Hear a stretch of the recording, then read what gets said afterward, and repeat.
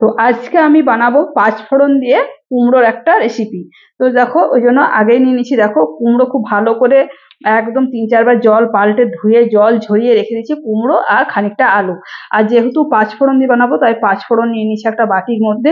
আর এদিকে আরো কিছু যেগুলো দেবো, চলো উপকরণগুলো দেখায়।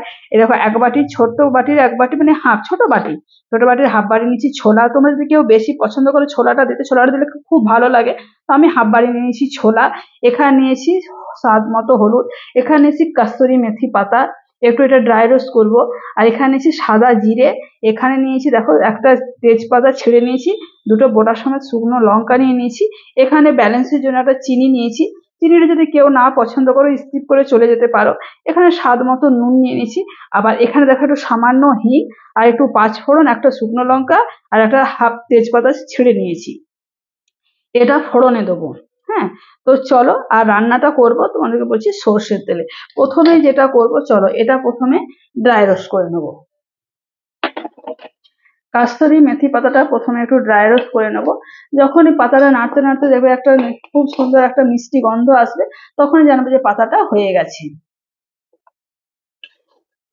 এই পাতাটা দিলে মানে কি বলতো, তরকারি যে কোনো তরকারির স্বাদ একদম অসম্ভব পাল্টে দেয়। তো দেখো পাতাটা থেকে আমার জাস্ট গন্ধ বেরিয়ে চলে এসছে। তো চলো গ্যাসের ফ্লেম আমি অফ করে দিচ্ছি। এই যে কড়াইটা যেটা গরম আছে না, এই গরমটার মধ্যে হয়ে যাবে, একটা মুচমুচে ভাব চলে আসবে পাতাটার মধ্যে। তখন হাতে করে তোমরা একটু কিন্তু ডলে নেবে পাতাটা।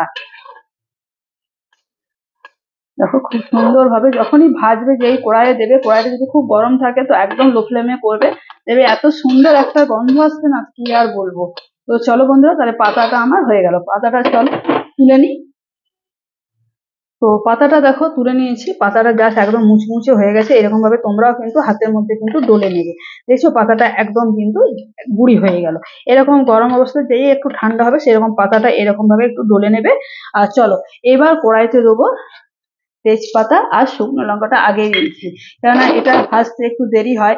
এটার সাথে যদি তোমরা যদি জিরেটা পাঁচফোড়নটা দিয়ে দেন তাহলে পুড়ে যাবে। তো এটা চলো দেখবে একটু লঙ্কা, শুকনো লঙ্কা ভাজতে একটু দেরি লাগে দেখবে। তো চলো ওই জন্য আমি লঙ্কা তেজপাতাটা একটু আগেই ভেজে নিচ্ছি। যে শুকনো লঙ্কা তেজপাতার একটা ফ্লেভার খুব সুন্দর দেখে গন্ধ আসে, ওই গন্ধটা বেরিয়ে আসলে তারপর এর মধ্যে দিয়ে দেবো পাঁচফোড়ন আর জিরেটা, সাদা জিরেটা। দেখো কালারটা আমার হালকা হালকা কিন্তু চেঞ্জ হয়ে চলে এসছে, ফুটফুট করে দেখো ফুটছে কিন্তু। লঙ্কার তোমরা চাইলে লঙ্কার বীজগুলো ফেলে দিতে পারো, কিন্তু লঙ্কার বীজটা দিলে খেতে কিন্তু খুব ভালো লাগে।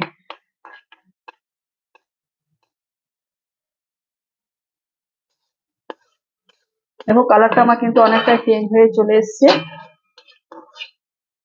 এরপর এর মধ্যে দিয়ে দিচ্ছি পাঁচফোড়ন আর গোটা জিরেটা। পাঁচফোড়ন আর গোটা জিরেটা খুব ভালো করে একটু ভালো করে ভেজে নেবো। খুব মানে খুব মানে কালো করে ভাজবে না, তাহলে তরকারি কিন্তু স্বাদ আসবে না। হ্যাঁ, তরকারি যখন খুব মানে একটা গন্ধ ছাড়বে, যেই একটু সামান্য গন্ধ ছাড়বে সেই কিন্তু গ্যাসের ফ্লেম অফ করে দেবে। একটু তোমরা দেখো পুটপুট পুটপুট কিন্তু আওয়াজ করতে শুরু করে দিয়েছে। আর গ্যাসের ফ্লেম কিন্তু আমি একদমই লোতে রেখে দিয়েছি। তো চলো গ্যাসের ফ্লেম আমি অফ করে দিচ্ছি। কড়াইটা যেটা গরম আছে না, এতেই কিন্তু হয়ে যাবে। চলো এটা কিন্তু ভালো করে ঠান্ডা করে, তোমরা দেখো লঙ্কার গা গুলো কি সুন্দর দেখো ভাজা ভাজা হয়ে এসছে। আর তেজপাতাটাও খুব সুন্দর ভাবে পুড়ে গেছে, দেখো মুচে মুচে ভাব চলে এসছে। তো চলো গ্যাসের ফ্লেম আমি অফ করে দিলাম।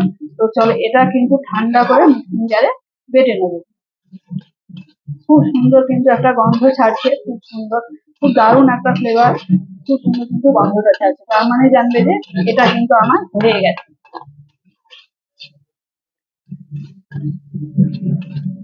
চলো এটা ঠান্ডা করে নামিয়ে নিই। তো এরপর দেখো কড়াইতে দিয়ে দিয়েছি সর্ষের তেল। তেলের মধ্যে দেখো ফোড়ন দিচ্ছি একটা শুকনো লঙ্কা বোটা সমেত, একটু তেজপাতা হাফ, আর একটু পাঁচফোড়ন। যেহেতু পাঁচফোড়ন কুমড়ো বানাচ্ছি তার জন্য দিয়ে দিলাম পাঁচফোড়নটা। আর একটু দিয়ে দিচ্ছি হিং। যে কোনো রান্নাতে যদি হিং দেওয়া হয় তো সত্যি অসাধারণ, নিরামিষ রান্নাতে হিং ফোড়ন দিলে খুব কিন্তু খেতে ভালো লাগে, অসাধারণ টেস্ট হয় রান্না। দেখো লঙ্কাটাও আমার পুড়ে গেছে। এর মধ্যে দিয়ে দিচ্ছি এবার আলুটা। আলুটা চলো খুব ভালো করে একটু ভেজে নেবো।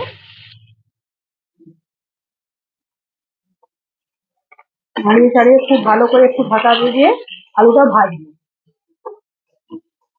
এটা খুব সুন্দরভাবে আলুটা একটু ভেজে নিই ঢাকা দিয়ে দিয়ে।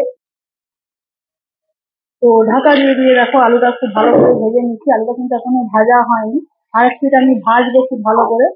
আলুটা একটু ভালো করে নাড়িয়ে চাড়িয়ে দিলাম। আলুটা একটু বেশি ভাজলে কিন্তু বলতো কুমড়ো তরকারিতে স্বাদটা খুব ভালো লাগে, কিন্তু আলু দিলে যাতে হাত দিলে পরে যাতে ম্যাশ হয়ে যায়, তো খুব ভালো লাগে কিন্তু কুমড়োর আলু। তাই একটু আমি লাল লাল করে আর একটু ঢাকা দিয়ে দিয়ে ভাজবো। আর সেই ফাঁকে চলো মশলাটা একটু ঘুরিয়ে নিই, ভেজে রাখা মশলাটা ঘুরিয়ে নিই একটু। তো ঢাকা খুলে ঢাকা বন্ধ করে দেখো খুব সুন্দর ভাবে দেখো আলুটা ভেজে নিয়েছি। আলুটা কালার পুরো একদম সম্পূর্ণ দেখো চেঞ্জ হয়ে গেছে, একদম ভাজা ভাজা করে নিয়েছি আলুটা। তোমরাও কিন্তু সুন্দর আলু দেখে এইভাবে বন্ধুরা ভেজে করবে, খেতে কিন্তু অসাধারণ হয়। দেখো আলুটা লাল লাল করে আমি ভেজে নিলাম। এর মধ্যে দিয়ে দিচ্ছি এবার কুমড়োটা।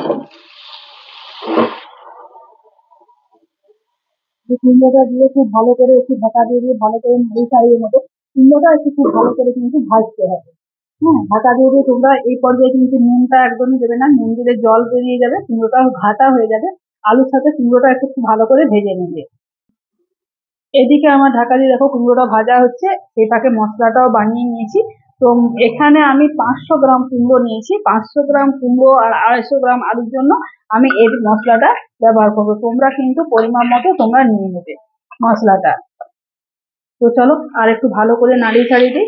ঢাকা দিয়ে দিয়ে কিন্তু খুব ভালো করে ভাজতে হবে। এই পর্যায়ে তোমাদেরকে বারবার বলছি নুন কিন্তু একদমই দেবে না, নুন দিলে জল বেরিয়ে যাবে আর কুমড়োটা একদম ঘাঁটা হয়ে যাবে। ধরো মিনিট 5-এর মতো একটু ঢাকা বন্ধ করে খুলে ভালো করে ভেজে নিই। চলো ঢাকাটা খুলে দেখাই। দেখো কি সুন্দর আমার কুমড়ো গোটা গোটা আছে, কিন্তু কুমড়ো একদমই ভেঙে যায়নি। কুমড়োর কালার দেখো চেঞ্জ হয়ে এসছে, একদম ভাজা ভাজা করে দেখো ভেজে নিয়েছি। এরপর এর মধ্যে দিয়েছি ছোলাটা।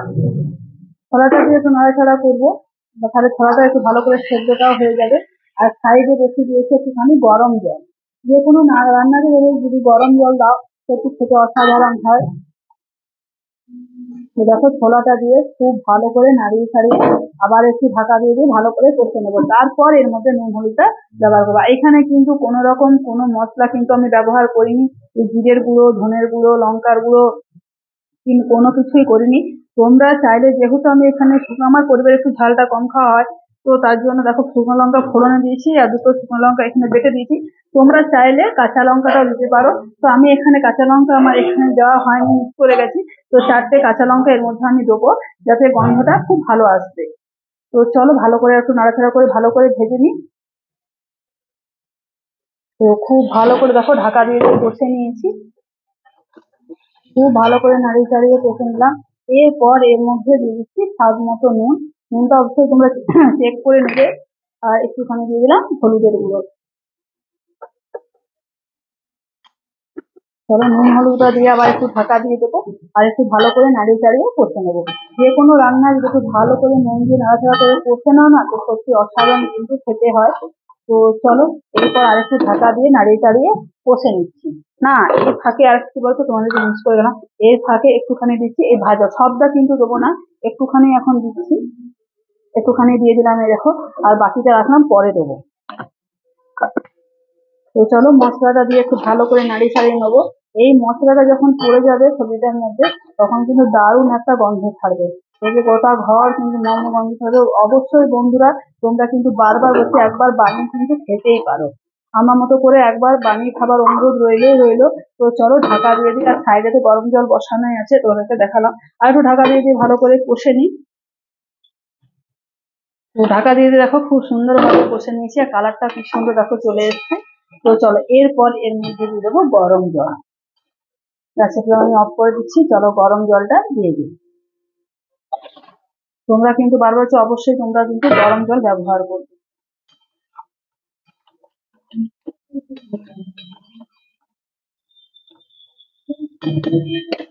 এরপর এখানে দেখছি চিনিটা ব্যালেন্সের জন্য দিয়ে দিলাম একটুখানি চিনি। তোমরা যদি কেউ মিষ্টি মিষ্টি না খেতে চাও তাহলে চিনিটা স্কিপ করে যাবে, কিন্তু লুচি রুটি পরোটা তরকারি দেখবে একটু যদি মিষ্টি মিষ্টি যদি হয় খেতে কিন্তু অসাধারণ লাগে। আর দুটো দিয়ে দিলাম কাঁচা লঙ্কা ফ্লেভারের জন্য। তো চলো এরপর দিয়ে দিচ্ছি ঢাকাটা, মিনিট 5 মতো আর রান্নাটা বাকি। তো 4 থেকে 5 মিনিট ব্রেক নিয়ে তোমাদের কাছে আবার হাজির হলাম। তো দেখো কি সুন্দর আমার কুমড়োর তরকারি হয়ে এসছে এবার। তো তোমাদেরকে দেখা, কুমড়ো কিন্তু আমি কিন্তু ভাঙতে চাই না, দেখো সেদ্ধ অলরেডি হয়ে গেছে, কিন্তু এরকম যদি গোটা গোটা রাখো দেখতে ভালো লাগে। আর আলু তো খুব ভালো করে তো ভেজেই নিয়েছি, তোমরা বেশি ঢাকা দিলে এরকম আলুও ভেঙে যাচ্ছে কিন্তু একদম। তো এরপর যে বাকি যে মশলাটা আছে, সেই মশলাটা দেখো অ্যাড করে দিলাম, বাকি মশলাটা দিয়ে দিলাম।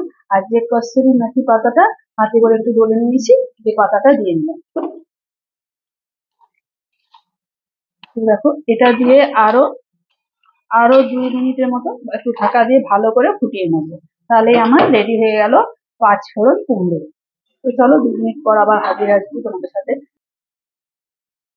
2 মিনিট আবারও রান্না করে নিলাম খুব ভালো করে, দেখো কত সুন্দর কত লোভনীয় দেখতে হয়েছে বন্ধুরা। এইভাবে কিন্তু তোমরা অবশ্যই কিন্তু একবার বানিয়ে খাওয়ার অনুরোধ রইল। কালারটাও দেখো কি সুন্দর কালারটা এসছে। এটা লুচি, পরোটা, লাচ্ছার পরোটা, নান সবের সাথে কিন্তু খুব ভালো যায়। আর ভিডিওটা ভালো লাগলে তোমরা একটু আমার পাশে থেকো। ভিডিওটা যদি তোমাদের ভালো লাগে লাইক কমেন্ট শেয়ার সাবস্ক্রাইব করে আমার চ্যানেলটাকে একটু পরিবারের সাথে শেয়ার করে দাও। তো চলো তাহলে আজকের মতো টাটা, বিদায় নিচ্ছি। আবার অন্য কোনোদিন অন্য রেসিপি নিয়ে তোমাদের কাছে হাজির হয়ে যাবো।